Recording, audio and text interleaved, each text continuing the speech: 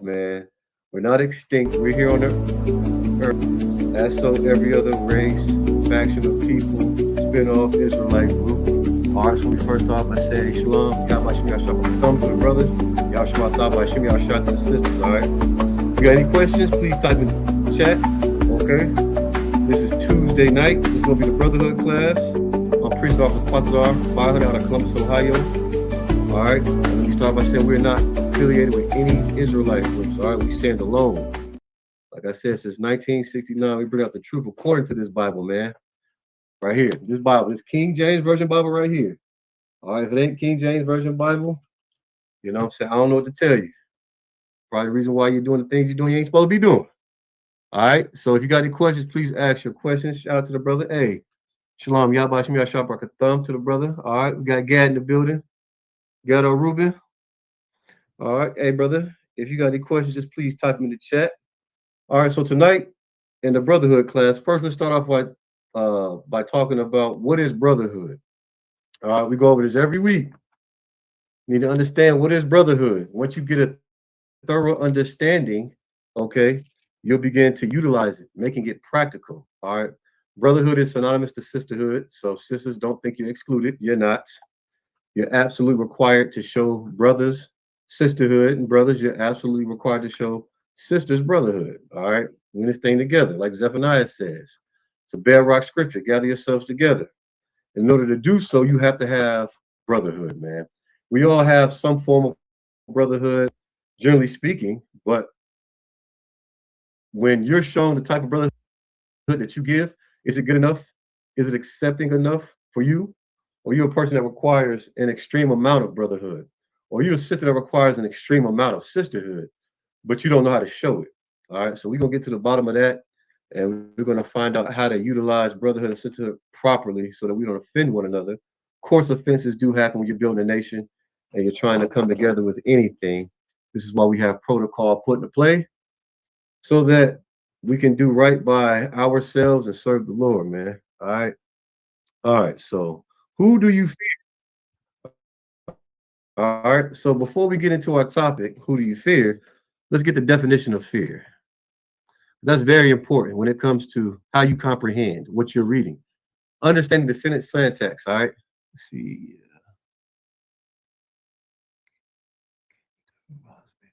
Okay. So yeah, about your lineup, what you can and can't do, like Rick Ross beard.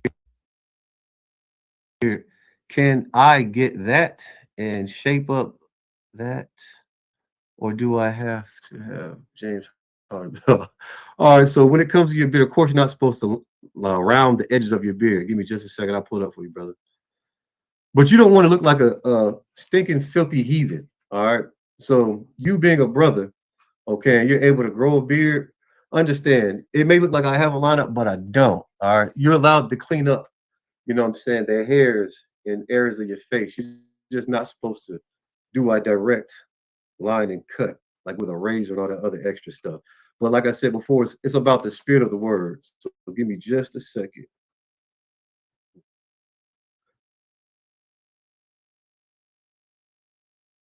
Yeah, Rick Ross, that brother has dyed. He has what you call a Beijing. It's not unlawful to dye your hair, but you got to realize what spirit are you going to be in. You're trying to look like a RuPaul or something like that, you know. You never want to do that. You never want to go that route. Never. Give me just a second. So let's go to Leviticus, the book of Leviticus, chapter 19, verse 27. All right. And this we're going to find the law with, man.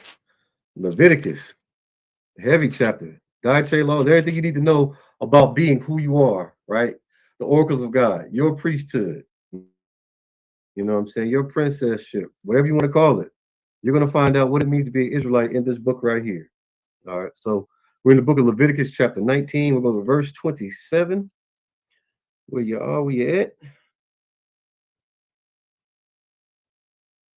All right.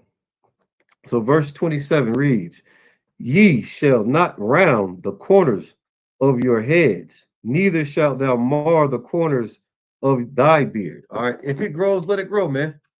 You know what I mean? You can clean it up. Like up here, I get these little whiskers and they hurt like hell. You know, I clean them up, man. Keep from getting bumps and acne. But if you're doing it to look like, some stinking filthy heathen, man, you're in the wrong spirit of it. All right. So especially if your physician says, okay, well, this is going to be an issue for you. You're going to consistently get acne, the bumps and all the other stuff. Yeah, don't shave it, man. You're not a heathen. If it grows, let it grow till it doesn't grow anymore. You understand? But you're absolutely it's lawful to clean it up. All right, clean it up. Hygiene is something that Israelites keep. Okay, hygiene is something we started. We have all kinds of protocol when it comes to decency and order. All right. So I'll read it one more time. Leviticus 19 and 27. It says, "Ye shall not round the corners of your beard." Salakia. "Ye shall not round the corners of your heads, neither shalt thou mar the corners of thy beard." All right. So you can see I keep it, what I'm saying, clean. You know what I mean? I don't get it and line it all up, make its own shape. The shape that it has is the shape that it grows in. All right. So you're absolutely able to keep it clean, man. And hygiene. We want brothers to come in this truth. We ain't trying to run nobody off. You know what I'm saying? When it comes to sisters, it's a hygiene. Think about a sister. She's not well kept. You're not gonna look. You know what I'm saying, at her, and no sweat, bro. And most high in Christ. You're not gonna look at her and want to be like, oh yeah, yeah, yeah. You're gonna want someone that is pleasing to your eyes and sight. But as long as you're doing it in a righteous manner, like you did, you asked the question, and I didn't give you thus saith me. We got it out the Bible, man. So that's Leviticus 19 and 27. You want to be blameless in everything that you do. So I'm glad you asked that question, brother. And when it comes to other people, like, don't give a damn about what they say.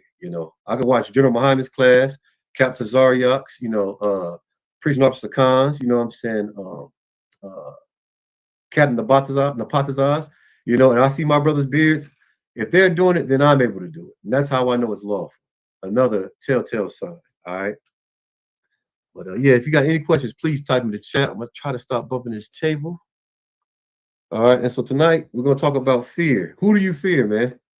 Who is it that you fear? Because I guarantee you, the person you fear, you think you fear, you say you fear, you don't.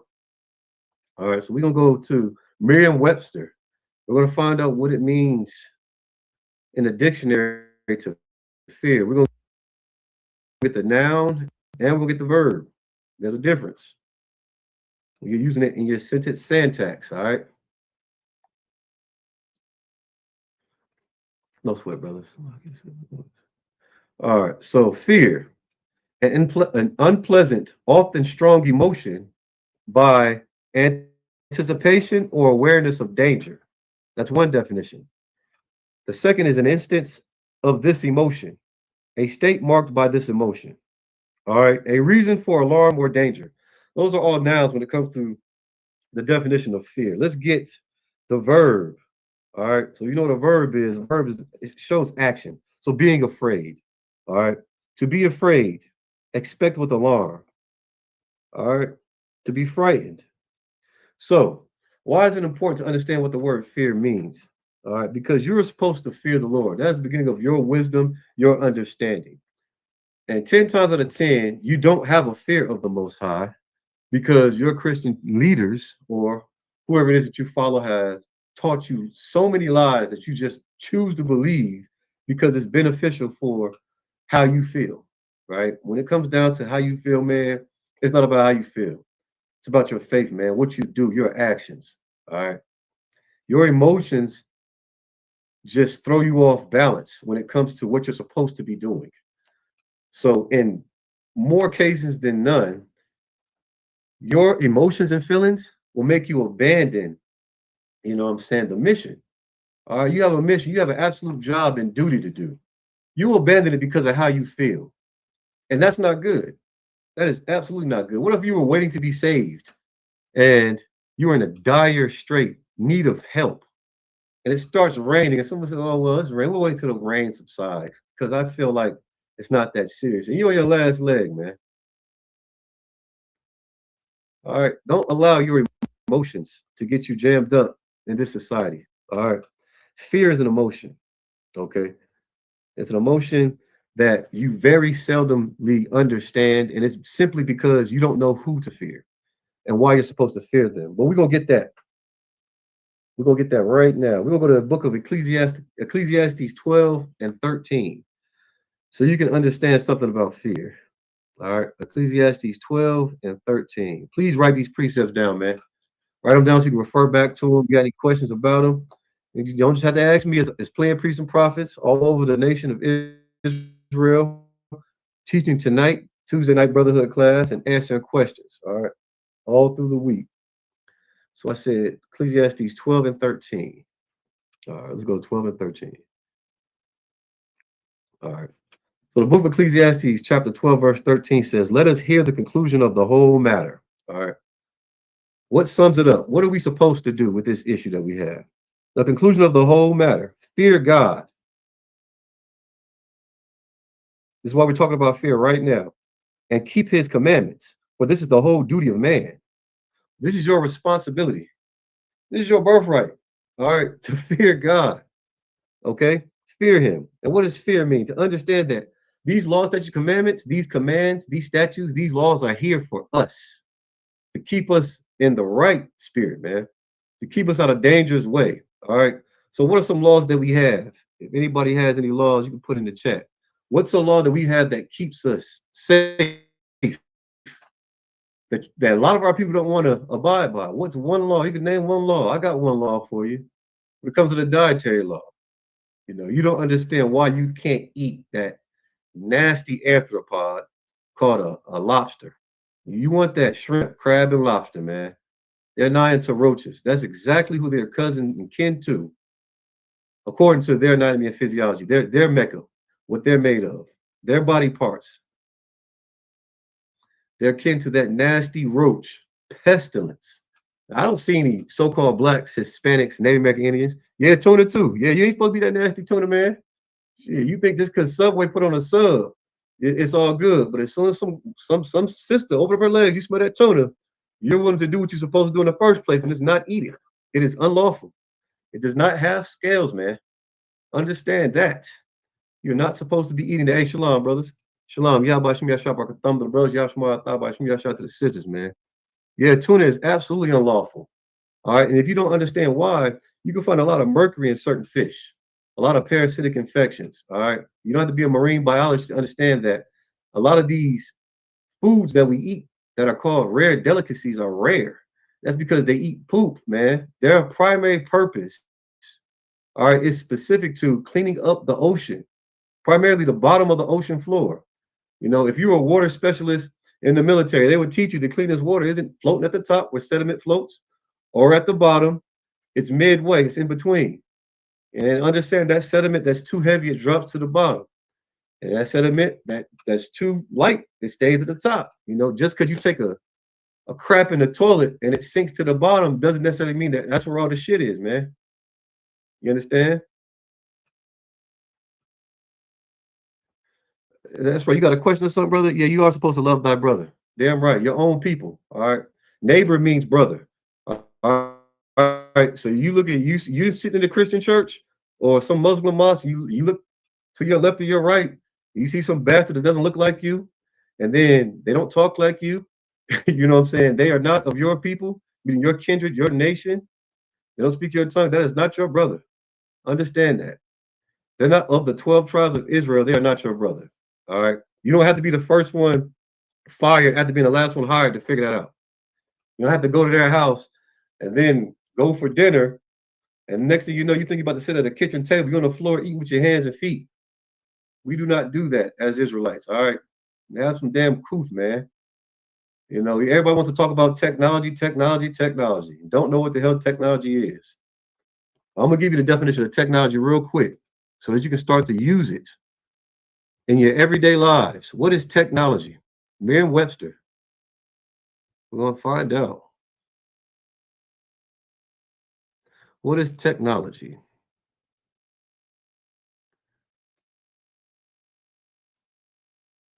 What is technology? All right, technology. The practical application of knowledge, especially in a particular area. For example, engineering or medical technology. All right, I'm gonna read that again.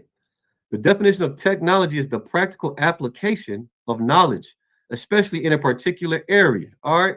So even though this is the Brotherhood class, you said, well, what does that have to do with anything? I'm being a brother and I'm telling you what technology is so that you don't think technology is just your smart device.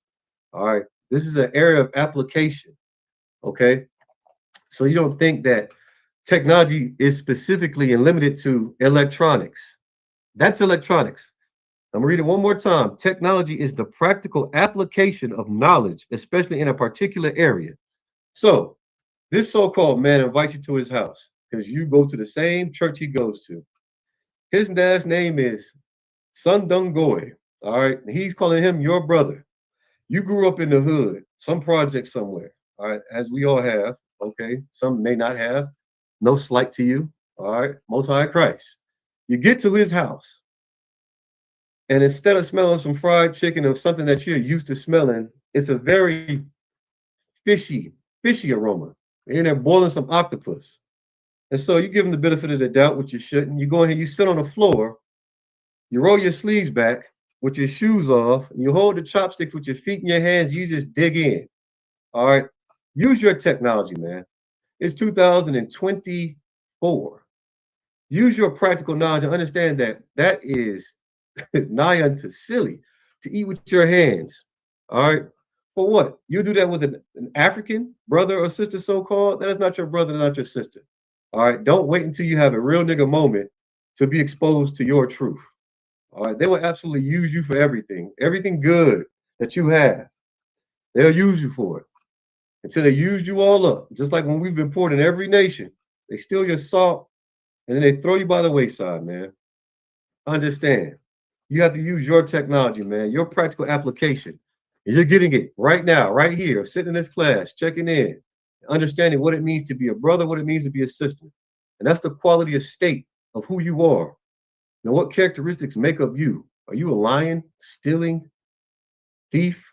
You know what I'm saying? Are you someone that can't be trusted? Are you some horny bastard that no one wants around their woman? You know, that's an extension of your brotherhood, who you are. That's a clear and distinct cut. You someone who's always late, always making excuses, always got their damn po ass hands out. You understand? Can I get out? Someone who can never say no to anything. Half the damn time you're only offering it, it's because you're trying to be what? A decent human being. Well, you don't have to offer it if you want to give it away. You don't have to give charity or alms. All right. What you do have to do is keep these laws, statutes, commandments. All right. So that's the definition of technology. All right. Don't be a fool and think that a technology is only a smart device. Technology is the practical application of knowledge, especially in a particular area. All right. So use your technology when you go to that party and they passing around that nasty ass blunt that's absorbed 100% of everybody's saliva. Now you got Manu. Now you got gonorrhea. Now you got this, that, and the third, and you going home after lying to your significant other or brother in the school, kissing your baby in the face, and now they're going blind because of some nasty STD you got from hitting a blunt. Yeah, you got to make it make sense, man. You got to be practical. That's what the P stands for in ISUPK. We are the Israelite school of universal practical knowledge. This is nothing that's hidden. All right, this is universal and it's practical knowledge that we absolutely use all over the universe. This knowledge, this understanding that we get from the oracles of God, man. All right, and this King James Version Bible. See that right there? This is our school seal, man. ISUPK. I had to cover up that stupid cross on the front. All right, so let's get back to it. All right, the definition of fear is an unpleasant emotion caused by the belief that someone or something is dangerous, likely to cause pain or a threat. And as a verb, it means to be afraid of someone or something, likely to be dangerous, painful, or threatful. So, why am I asking you, who do you fear? Because everybody says, well, I fear the Lord. You couldn't possibly fear the Lord. And we got it right. We got the book of Ecclesiastes. You don't fear the Lord, man. You don't fear the Lord. You don't believe that he would absolutely unalive your black ass for smoking that weed. And that's why you smoke it. You don't believe he will unalive you for throwing money at the strip club or celebrating your stupid birthday. Why would you want to be a grown adult celebrating a birthday? You get mad. Your homeboy, he hit me up on my birthday. That is a cursed day, man. Damn a birthday. All right. Damn it. You wouldn't give up your season tickets, your season ticket holder seats, floor side to the Lakers for no damn birthday. Why would you give up your rights to the kingdom of heaven? All over a stupid day that you choose to exalt yourself above the most high, the one who created you, the one who's going to punish you and unalive you because you don't fear him. All right. The book of Ecclesiastes, chapter 12, we'll go to verse 13. 12 and 13. And I said, let us hear the conclusion of the whole matter. All right. We already broke this down in the class before. What is the conclusion? What is the matter? What is the issue? All right. What is the point? What is the subject of this whole thing? What are we supposed to do here on this God-forsaken earth? That's what they would say. What are we supposed to do here in hell? What are we supposed to do here in this slave and this bondage? It says, fear God, something that we do not do. Right? How do you know you don't fear God? Somebody give me an example. How do you know that you don't fear God? Well, for one, it said, and keep his commandments. For this is the whole duty of man. For one, you don't do your duty as a man. You don't do your duty as a sister. You do what you do what the hell you want to do. You do what the HE double hockey sticks you want to do. So if you feel like cussing him out for no reason, that's what you're going to do. You're not going to be a pillar of peace like it says you're supposed to. No, you're not going to do that. You're not going to be a man who goes to war, toils, you know what I'm saying, who's a provider. I'd say monetarily, of education. No, you're going to let her go to that Christmas party and put them stupid green tights on and have Jacquees at the printer filling all up on her. You know what I'm saying? You're not gonna be a man and make your head as hard as an embankment and go against hers. Not physically like some brothers did in the world, but spiritually, man. You're not gonna tell her she's wrong and then sit the hell down. You ain't going out tonight. You're not gonna make it a blockbuster night. You're gonna be up and you're gonna be toiling with your spirit about what the hell she's doing. When you could have simply just told her no. You could have just told her no. Now you going to war. You tossing and turning in your bed. She come home smelling like aftershave, and you just lying to yourself. Fear God, man. It didn't say fear your woman. It didn't say fear your man. It said fear God and keep his commandments, his commands. They're found throughout the volume of this book. If you don't know what to do, it's because you don't open this book. Hell, you don't even know what questions to ask. This is why you don't know who to fear. All right. You don't know who to fear because you don't know what questions to ask because you're just so used to someone telling you what the hell to do. Now I'm about to tell you what to do. All right. I'm about to tell you what to do right now. Stop being a damn idiot, man. Stop being a follower of the world, man. Understand that. Be a follower of Christ, man. Like, and I'm not talking about old school derogatory term Christian. I'm talking about take up your sword and go to war with those demons in your head that give you that cognitive dissonance when you know right from wrong. But because of society's views, you're having psychological issues. No is no. I will tell you no. I don't give a damn who's sitting here. I'll tell you no. Okay, I don't care if your mama's right there. If you're being stupid, I will call you stupid. I'm gonna cry aloud. I'm gonna spare not. What's the worst that's gonna happen? Nothing. What are you gonna do? You should be thanking a priest and prophet who cries aloud and spares not. If you were drowning in a swimming pool, you want somebody to hop in and not spare their trousers, not spare their shirt to chlorine or their cell phone. You're going to want them to drop everything they have on them and whatever it is they're doing to come save your life. But when it comes from this perspective, it's not accepting. No, it's absolutely accepting. All right. I'm not going to wait until I have to scrape up a corpse off the ground because you've been unalive for celebrating your birthday party. I'm not going to be sitting in traffic for hours because you wanted to do something stupid like drink and drive and then crash into a pole. Then I got to scrape you off of a pole.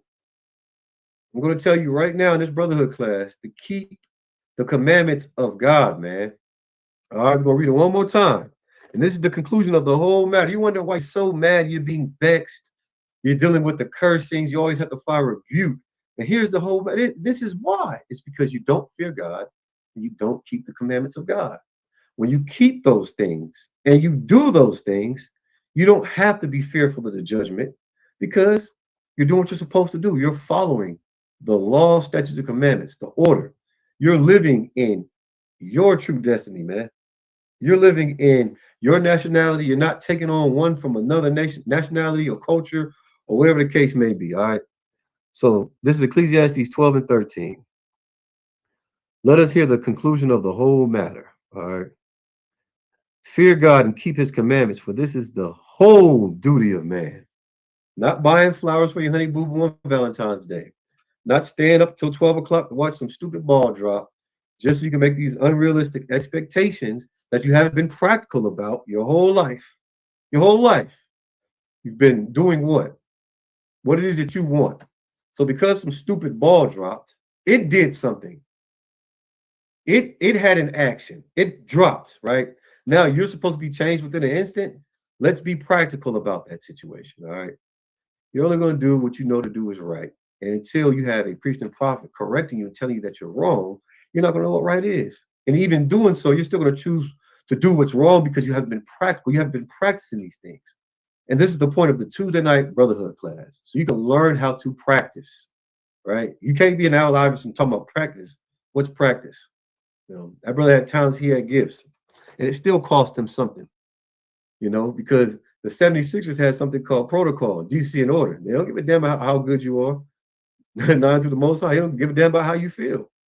If you're going to be some emotional man that's always practicing getting mad or crying and doing that weird thing, then you're not going to be practical when it comes to doing what the Lord says and keeping these laws, statutes, commandments. You're always going to give yourself an out based on how you feel. So what does that have to do with who you fear? Well, we're going to go to Job 9 and 24. Like I said, if you got any questions, please type them in the chat. Shalom, shalom, shalom, man. Yeah. Any questions, please type them in the chat. Who do you fear? I'm about to tell you who you fear. And that's absolutely nobody. You're all about self. You're all about what you can get. You don't fear anybody because fearing someone stands in the way of you getting what you want. So therefore, you become this impervious being that the Lord somehow just has their back on everything. So you're willing to commit sins, commit adultery, commit fornication, anything, just for your own happiness. That's how your reward system set up in your brain, man. You understand? You're willing to do whatever for your own happiness. And that means not fearing the Lord, then you're willing to accept everything the world has to offer. All right. We'll go to Job 9 and 24 real quick. Job 9 and 24. Like I said, if you got any questions, please type in the chat. Shalom to everybody checking in. Like, share, subscribe. You know what I'm saying? Next time somebody pisses you off, here's what you do. You send them my class. Piss them off even more. But at least they'll be pissed off with some type of truth and understanding. I said Job 9 and 24. All right. The book of Job, chapter 9, verse 24. And it reads, the earth is given into the hand of the wicked. Well, what the hell? What do you know? If the earth is given into the hand of the wicked, who are you going into the world and just subjecting yourself to whatever the world says you're supposed to do? That's your problem, man. This is why you don't fear the Lord. Because you go to wicked people for everything. If they say shave your damn head, bend over, and shake your ass, that's exactly what you're going to do. And that's grievous. I mean, if you're a man of integrity, if you're a woman of honor and of dignity, you should use your technology. Understand that is not right. Be practical about the situation. You got to climb up a tower of crates just to fall off onto your stupid head for some millennials to laugh and then like and subscribe and follow you just so you get a little money in your pocket. Now you sitting up in here and the money that you obtained isn't enough to pay for your hospital bills. That's stupid. Oh, let me make it even more practical for you. You absolutely despise the Most High, right? You despise, Christ. We know him as Yahweh Shai Mashiach. You absolutely despise him. How do you know it? Because you love everything that he hates. This is why you don't fear anything. There's no alarm. There's no unpleasant emotion when you see someone from the alternative lifestyle. And let me pull your coattails. All right. You don't hate them because it's not socially accepted. And that just further proves what the Bible says that the hand is given to the world, the world is given to the hand of the wicked, right? And you become a wicked bastard trying to be a part of this world. You don't fear the Lord, knowing that He will unalive you for being a part of that lifestyle. But because you're such a selfish bastard, man, you're such a selfish brother. You're willing to not fear the Lord and say, I don't believe that crap. Until you're down on one knee begging and pleading for His mercy in your time of need. Till you're releasing those blooms. You understand? You don't fear the Lord, man. You don't keep His commandments, which will actually keep you safe. And this is the reason why we're in this condition we're in as a people. And that condition is called hell. And then believing the world, you think you're going to go to a lower hell? You think that there's some red being with a pitchfork walking around cracking a whip? You're in hell. You just don't realize it. Understand that, man. How do you know that the world is wicked? Well, you don't fear the Lord, and in doing so, you keep His commandments, but you choose to break them because you love murderers, you love homosexuals, you love pedophiles, right? Well, no, I know I don't. I do not. Now you're going too far. No, I'm not, because someone from that alternative lifestyle chooses the same sex, given the genus homo, sexual, same sex, right? So now it's okay. What does that have to do with that? Well, because you don't know how to keep the oracles of God, you want to express yourself through your homosexuality. And in doing so, you have children that ask the question, well, why does that mama want to be like a daddy? Why is this daddy dressed like a mama? You know what I'm saying? You've never watched any type of movie where it said the daddy lion was dressed up as a mommy lion. But given the world where it's going now, you might just. How is that pedophilia? Because if we are the example and you're expressing yourself and your personal views of the alternative lifestyle, the child has to wonder why you're dressed like a woman and you're a man. You're molesting them mentally because now they're thinking with their little brains. And instead of grasping the concept, I'm a young man, I'm a young woman, a young girl, you're just molesting them. That's pedophilia. And you people that say, well, okay, I'm a MAP, a minor attracted person. So you're attracted to minors? You think that's okay? No. You think it's okay, and it's not okay because you don't know the conclusion of the whole matter, which is to fear God. And when you fear Him, you keep His commandments. Because those bad things that happen to you, like that HIV, you know what I'm saying? That whole process of unaliving and becoming deceased very slowly, coughing up all that mucus, doing all those, that's grievous. But keeping the oracles of God isn't. Keeping these laws, statutes, commandments is not grievous, man. It's not. It's not. This is Job 9 and 24. The earth is given into the hand of the wicked. All right. The hand of the wicked, man. And so what are you in? You're in the hand of the wicked. So it behooves you to do what? Serve the Most High. So He will deal with you. You don't want no smoke with Christ. He holds the keys to what? Hell and death. He's the one that'll approve you in front of the judge. That prosecutor calls saying he's going to make sure that you do what? You become unalive. You got to really make it make sense. You don't serve the Lord, nor do you fear Him. You don't fear anyone. You're for evilness. You're for wickedness. You're pro those things that you so-called despise because you're not taking a stand against them, and you can't because you're standing with them. You got to make your calling and election sure. They always say in the Christian church, I used to hate that. Come before the altar and confess. Well, I'm like, man, shut up. One more time. What are you doing up here in this dang on pulpit? Nothing. You're collecting monies that you didn't work for, you didn't earn. Money that you're claiming that's going to lessen the debt that these people who are suffering owe the Most High. And you're having your heaven right here off the backs of these so-called children of Israel, right? The so-called Blacks, Hispanic, Native American Indians, who we really are. That's our true identity. You're getting fat pockets off of us, man. The world is a better place because of the salt that we bring, the savor, the flavor. This is why we are supposed to come out of, man. Let me get that.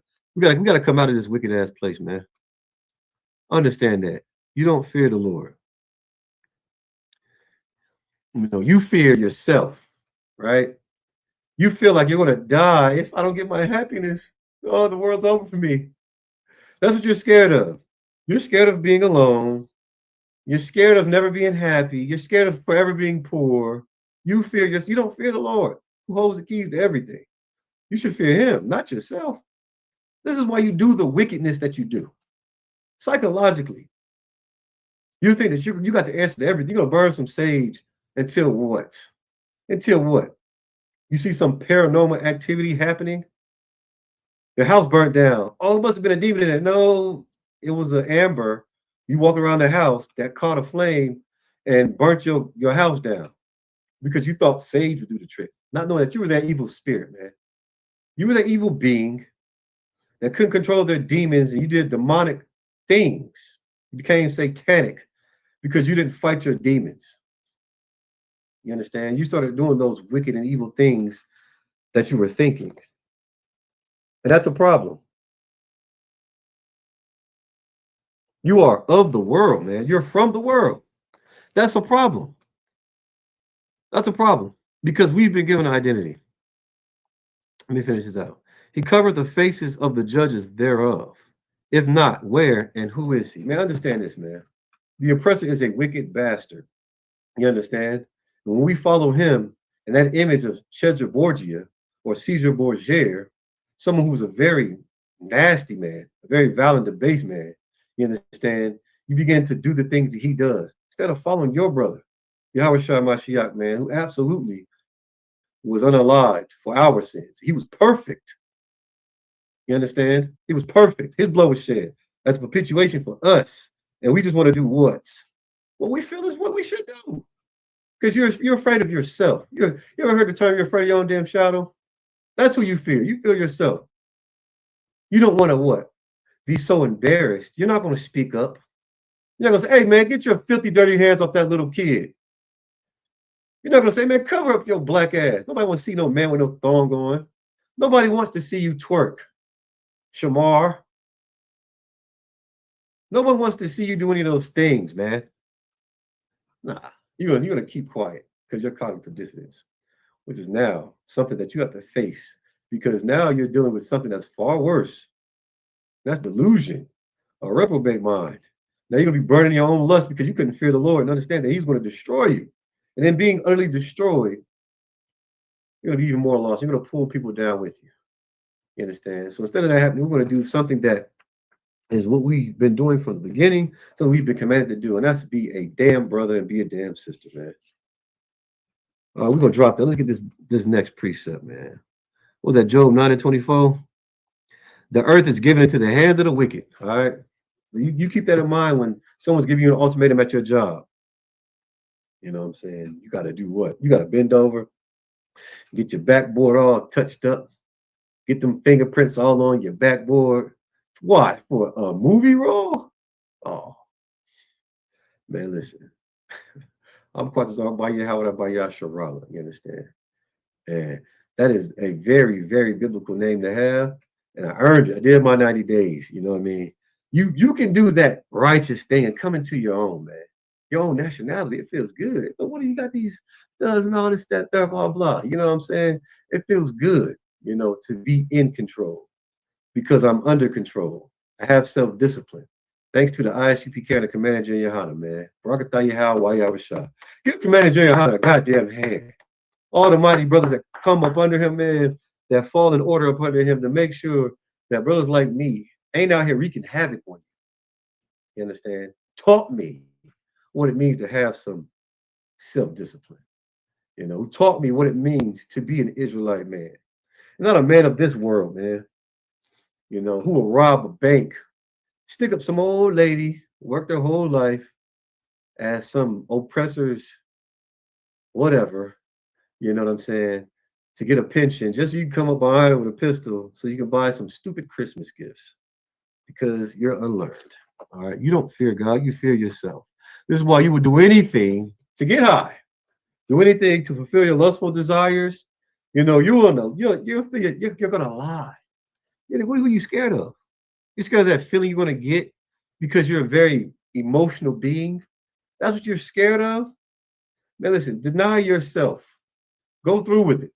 Fear the Lord instead of having to deal with those punishments, man. Those judgments ain't no joke. Yeah, those judgments aren't no joke. You ain't gotta take my word for it. Let's go to John 15 and 19. All right, John 15 and 19. Let's get a little bit more of this thing. John 15, verse 19. It's the book of John, chapter 15, verse 19. If ye were of the world, meaning from the world will love his own, right? You have a kid, don't you? You're supposed to love it. It came from your body, right? Let's start from the top. If ye were of the world will love his own. But because ye are not of the world, I mean, you're not from this world, man. But I have chosen you out of the world. Therefore, the world, because of that, the world hateth you, man. Hateth you. So if you're somebody in the world who just is a very feely person, you know what I'm saying? No one hates you. It's because you're of the world, man. When the Lord chose us, understand, man, that was one of the most glorious things that could have ever happened to so-called blacks, Hispanic, Native Americans. And yeah, you know, I know that I'm hated. And guess what? I'm absolutely fine with it. I absolutely embrace it. That lets me know that I'm doing what thus saith the Lord, not what thus saith the world. You understand? Who unalived our King, you understand, for doing what the Most High commanded him to do. Get in your spirit, man. Get this understanding before you're destroyed utterly with the world. How do you know that's going to happen? Let me just give you a little context.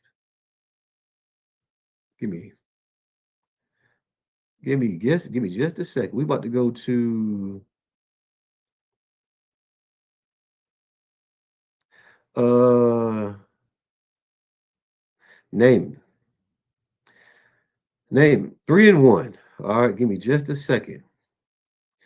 Get us a little precept on this real quick. You don't think I'm making this up?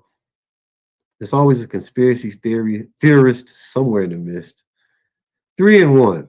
All right, name 3 and 1. Woe to the bloody city! It is all full of lies and robbery. The prey departeth not, the noise of a whip, and the noise of the rattling of the wheels, and of the prancing horses, and of the jumping chariots. Understand, what you need to understand is what that word woe means. It means destruction, man. Destruction. What bloody city? The city that was built upon blood. You know what I'm saying? US of A. You wonder what I'm talking about? Google what happened when Christopher Columbus came here. Google the sad truth, right, behind Thanksgiving.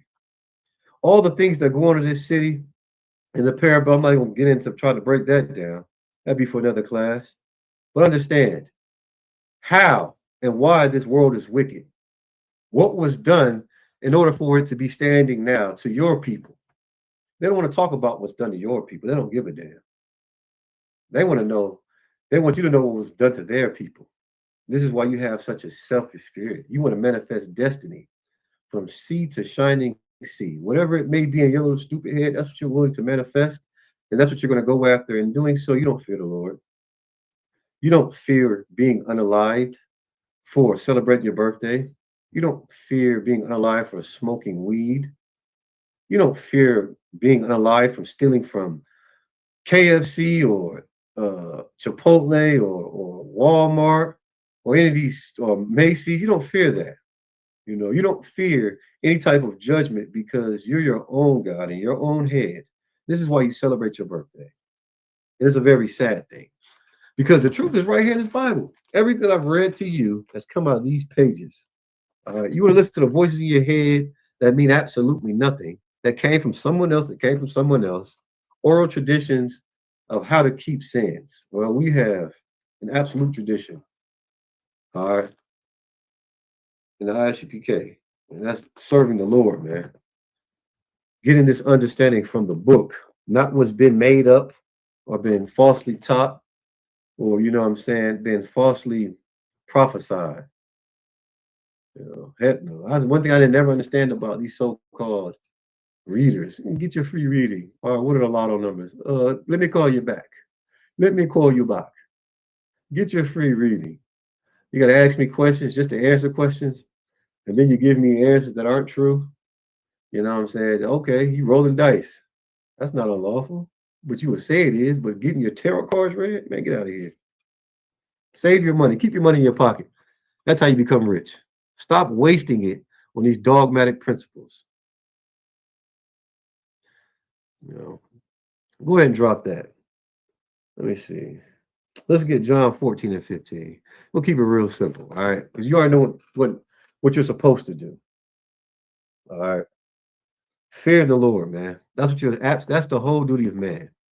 And in your fear, you absolutely learn how to love him by keeping his law, statutes, and commandments. Everybody will tell you tell your child, listen, when you get this, don't ask for nothing. You done got your little stupid grocery list planned out. You're so poor, the baby can't get a lollipop. And then when he ain't ate since 2 o'clock. And you at Kroger with your stupid TikTok pants on, trying to catch one. You know what I'm saying? And this child is hungry. You tell them don't ask for nothing. They ain't gave him a peanut butter jelly sandwich, a nana, or nothing. They get in the store. You trying to stick to your little stupid grocery list. You understand? And what happens? What happens, man? You get mad and you try to discipline a child for asking you for the things that they need because they're hungry, they're in need. Knowing damn well they've been obeying you. You just want to just be a terrible parent. So they're getting there, they're hungry, look at all this food. And anything they said, well, mama, why would you bring me in here? You know, I'm so hungry. I haven't ate all day. You got me around this food. Of course, I'm going to ask for something. I'm starving. And you do something that's so hideous and terrible. Instead of giving the child a banana, just satisfy their hunger, you go ahead, you open, you chastise them, you pop, pop. That's don't ask for nothing. Go put that back. Now the child's having a so-called tantrum. All right. You do the same thing when it comes to the Most High. Instead of you waiting and doing something like keeping the faith, I mean, your work, doing what you're supposed to do diligently, you expect the Lord to be your personal genie. Now you have to get chastised. And unlike that child who was innocent, just know the same type of mercy you execute upon that child was going to execute upon you because you should have been merciful, but you couldn't do that because you're a wicked bastard. You only want what you want. You want what you want. And then when you don't have it, you don't reason with someone else who didn't have it at the time. You just get mad. Now it's a problem. All right. And that's an absolute disgusting thing. This is why in the brotherhood class, I'm trying to teach you, by extension of me being a brother, how to be a brother, how to be a sister. All right. Your child's hungry, you feed them. The Most High knows what you want. He knows what you need. But why would he give you the things that you want, the desires of your heart, if you're not doing what he said would be offering enough? You know what you've done. Now, don't make me turn the lights down and cue the organ or piano player. You know what you've done. All right. I ain't looking for no tears and none of that. You know exactly what you've done. And you know what you want to be forgiven for versus what you've forgiven someone else for. Right? Don't be a wicked bastard. Fear the Lord. Know that he's going to keep his word upon every generation. He's going to die and come back and the Lord will forget. Oh, no. Oh, no. You might have, but he won't. All right. Don't be a wicked bastard, man. Fear the Lord, man, and keep his commandments. All right. That is the duty of man. John 14 and 15. We're going to keep getting the same thing. The same thing. 14 verse 15. Here we go. If ye love me, keep my commandments. If though. So for all you people that say, well, yeah, you can trust me. I'm a God-fearing man. No, the hell you ain't. One person you fear is yourself, because you know that if you don't give yourself what it is that you need, that happiness, you're going to die internally.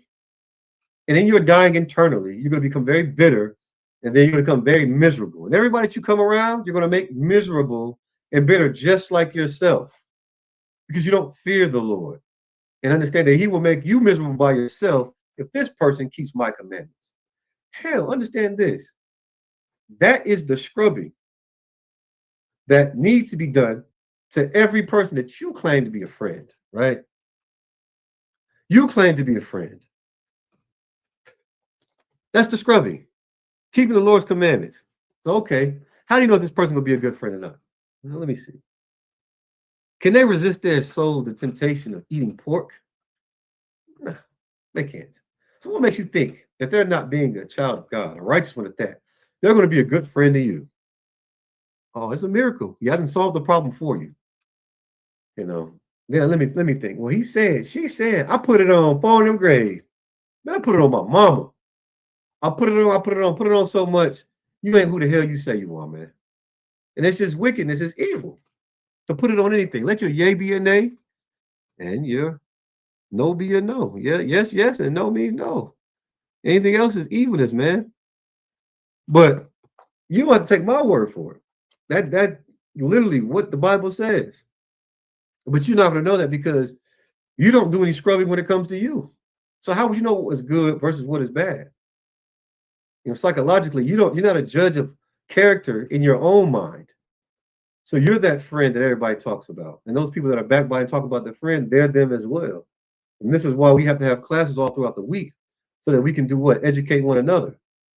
Because prior to me taking that test, that pop quiz, right? And then putting down every answer, and my little stupid brain I thought was right. I know I ain't studying. I ain't studying for the test. I'm studying for a test. Practice. Man, I'm that nigga. Get my test back. Looks like bloody murder. All these red marks and X's because I got everything wrong. Understand this life that you're living, it's not no test. You have trials and tribulations, but understand those red marks are going to cost you. So instead of failing a test, why don't you pass it, man? And do what thus saith the Lord, what's commanded of you. All right. Everybody else's nation, their patriotism, it cries out to them. You never seen an Esau, you never seen neither might not rock the red, white, blue proudly. You know what I'm saying? Never know them not do woo, whatever the hell it is that they do that makes them feel so patriotic. They do it. It cries out. Why doesn't your spirit cry into you? It does. Well, guess what you do? You ignore it. You ignore it because you feel like you're not going to be socially accepted. You know what I'm saying? It only comes out when you're having that black moment when it's socially accepted. You're around the people. Oh no, I tater salad, keying it up. But then when you go to Karen's family reunion, you're the only nigger there. Then you're willing to do what? Act like them because you're what, outnumbered? Man, come on, stop it, man. Be who you are. Don't trim yourself. Don't trim your ways for the love of someone who's going to have a perpetual hatred towards you, man. Fear God. Don't fear yourself. Listen, I got news for you. Not being happy is when you're going to find the most happiness. And it don't make sense to you now. You're probably smoking a blunt. I'm going to tell you right now, following orders is when you get life. And that's keeping these laws, statutes, commandments. And you're going to be happy, not being happy, right? When you're sitting at home and normally around this time, you'd be off Parsons Ave at the doctor's office, getting your daily dose of that penicillin. You know what I'm talking about. Getting your daily dose because of some wickedness or some lasciviousness that you fell victim to. Trying to find your happiness. Now you're unhappy. So in your unhappiness, you're going to find happiness knowing that you don't have to stand in that line to get a shot in your ass because you have gonorrhea. I understand it, man. It's not grievous to keep these laws, statutes, commandments. It says John 14:15, if ye love me, keep my commandments. Like, come on. Come on, man. You want somebody, if you love me, you're gonna pay me my money back. If you love me, you ain't gonna do this. If you love me, you take your shoes off when you come in the house. You can set all these parameters for everything. And you want people to live by them so that you can feel whatever. But when it comes to you serving the Lord, you're not willing to do what's necessary so that your mom, who's never gonna turn from her wicked ways, can have a little bit of mercy because of your righteousness. Maybe you should do what my brother tells me to do. Read Job. Have some accountability. You understand? Have some accountability. You ever start to think the Lord may have mercy on you because of what you like, what you may want, if you're doing what you're supposed to do? You know, don't get it twisted. You're absolutely going to be held accountable for the things that you do and don't do. And heaven and earth both take account. When the Lord lay before you life and death, and He told you to choose life, now you're choosing death because of your own happiness, man. Fear the Lord. And like Charles Barkley said, if you fear anything else, it will be uncivilized, man.